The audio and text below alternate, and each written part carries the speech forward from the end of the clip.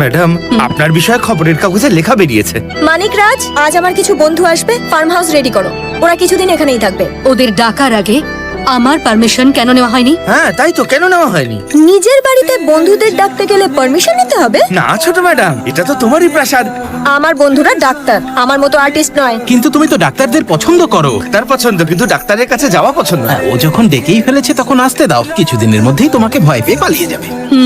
Doctor বাবু, ওনাদের meeting শেষ হয়ে গেলে আপনাদের ডাক পড়বে। আগে লোকে বাহাতের কাজ করতে মাঠে যেত, এখন তো দেখছি বিজনেস মিটিং করতে মাঠে যাচ্ছে। ছোটবেলা সকালবেলা আমিও মাঠে যেতাম, স্মুথ ক্লিয়ারিং হতো। এখন পুরো কোষে টাইট হয়ে থাকে। আমাদের সামনে এইসব কথা বলছো, বলে যাচ্ছ যে আমরা ডাক্তার। শুনলাম তুই আমাকে জিজ্ঞাসা না করে বিয়ে করে ফেলেছিস। এমনকি এই সব কথা নিজের মাকেও কিছু বলিসনি। আগে তো তুই সব সময় তোর মায়ের অপমান করতিস, দরজা বন্ধ করে বউয়ের গায়ে হাত তুলিস। তুই কি ভেবেছিস বউ বলে তুই তার সাথে যা খুশি করতে পারবি, তাও আবার আমার গ্রামে থেকে? সামান্য একটা ব্যাপারের জন্য এত বড় মিটিং?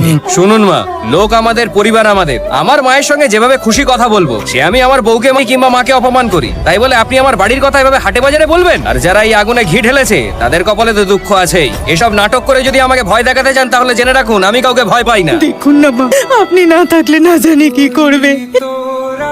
আমার পেটটা তুলে দাও। কি হলো, ট্রেলার দেখেই হাওয়া টাইট হয়ে গেল? চলুন বস, আমরা এখান থেকে কেটে পড়ি। এবার আপনাদের পালা। বড় ম্যাডাম, এনারা ছোট ম্যাডামের বন্ধু। হ্যালো ম্যাম, তোমরা এখানে কি প্রজেক্টের জন্য এসেছো? আমরা গরিবদের সেবা করার জন্য একটা হসপিটাল খুলতে চাই, আর সেটারই সার্ভে করতে এসেছি। অ্যাকচুয়ালি আমাদের এই হসপিটালের আইডিয়াটা উনিই দিয়েছিল। ও বলেছিল গরিবদের জন্য এখানে যদি হসপিটাল বানানো হয় আপনি খুব খুশি হবেন। এটা কি সত্যি কথা? আরে তোমারই তো মেয়ে, হতে পারে তোমার সঙ্গে কথা বলে না, কিন্তু তোমাকে খুব ভালো করে বোঝে। তবে তোমার মতো জেদি আর দাম্ভিক নয়। যারা মানুষের ভালো করে শৈলজা রেড্ডি তাদের সঙ্গে থাকে। যতক্ষণ ভালো জায়গা না পাচ্ছ ততক্ষণ এখানে থাকতে পারো। Thank you madam. ওদের থাকার ব্যবস্থা করো।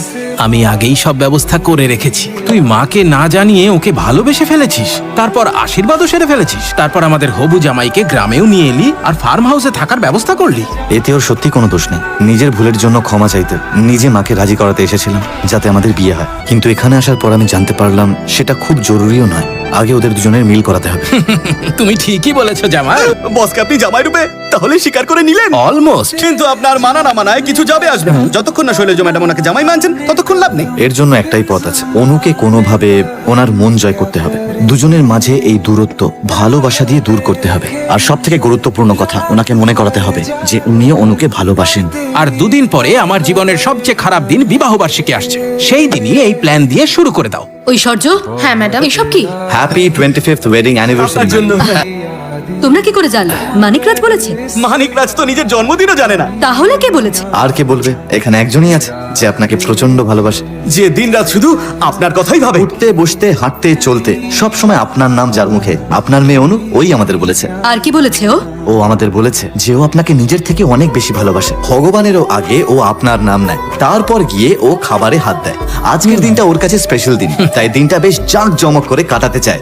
আর তাও একদিন নয়, 3 দিন ধরে উৎসব চলবে ম্যাম। সকালে সবার আগে উঠে উনি আপনার জন্য রান্না বান্না করেছেন। আমার মেয়ে সত্যি এত বড় হয়ে গেছে? ও এসব আমার জন্য করেছে? হ্যাঁ গো শৈলজা, অনু এখন একদম বদলে গেছে। এমনিতে আমারও বিশ্বাস হয়নি। ভাবো এরা অ্যানিভার্সারির কথা কি করে জানতে পারলো? আমার মতে তোমার ওর সঙ্গে একবার কথা বলে দেখা উচিত। তুমিও তো ওকে মিস করো শৈলজা, একবার অনুর সঙ্গে কথা বলে দেখো না। একবার ওর সঙ্গে কথা বলুন। আচ্ছা চলো আমরা খেয়ে নিই। চলো।